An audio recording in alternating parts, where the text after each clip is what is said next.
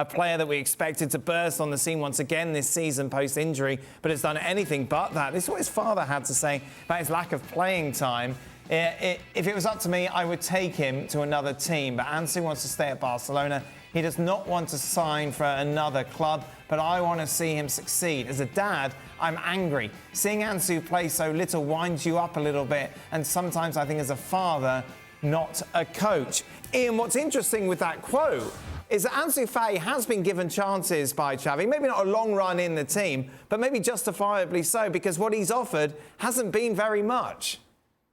Well, he had that long-term injury, didn't he, that kept him out for a long, long time. So it's been a difficult road for him since he kind of exploded on the scene as a 16-year-old, and everybody said, this is the next wonder boy who's going to really make it big. But the injuries have knocked him back. I don't think he has had many realistic chances this season. He keeps coming off the bench. He's not first choice. It's everybody's fit. Dembele plays one side, and you'd think probably Rafinha the other side. So Fati's coming on and playing, trying to inject a little bit of pace maybe and tempo, or try to rescue a situation in the last 5 or 10 minutes. So, you know, I mean, you've got a lot of professional footballers with you tonight, and they'll know that that's a very difficult situation from which to make an impact. So maybe a move, and they do need to sell players still, Barcelona, to get players off their wage bill. Maybe a move is the right thing for him.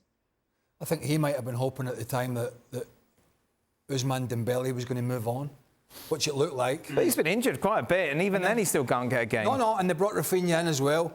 And he has started, you know, I don't know how many games, but he just hasn't been his old self. No. We've seen little moments, but no real consistency there. But we've got to remember, before he got injured, he was an up-and-coming player. He wasn't,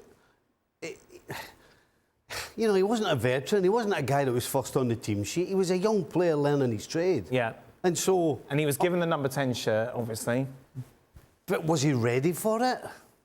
I don't think so. I don't think he was ready when he got injured that he was one of the first players on that team sheet. As I said, he's learning his trade. And so when he comes back and he's now fit, we all expect him to be the guy where he left off, showing us some magic. There was always questions about, could he do that from the first minute to the last? Because of a lack of maturity. And then, of course, when you go out and sign Rafinha, you bring in Torres, you've got Dembele.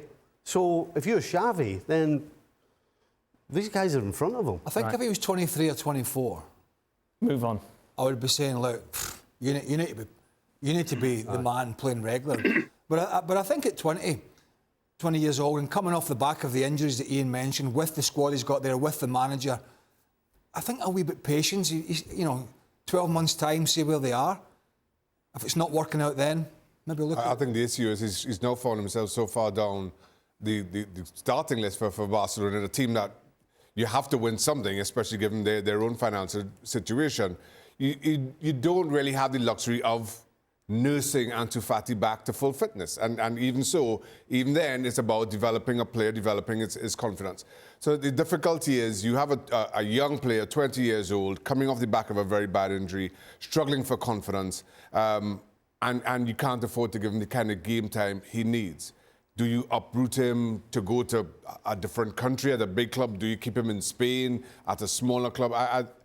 It's just a really difficult one for everybody to manage. Well, thank you very much for watching ESPN on YouTube. For more sports highlights and analysis, be sure to download the ESPN app. And for live streaming, premium content, and let's not forget as well, ESPN FC 7 days a week. Subscribe to ESPN Plus.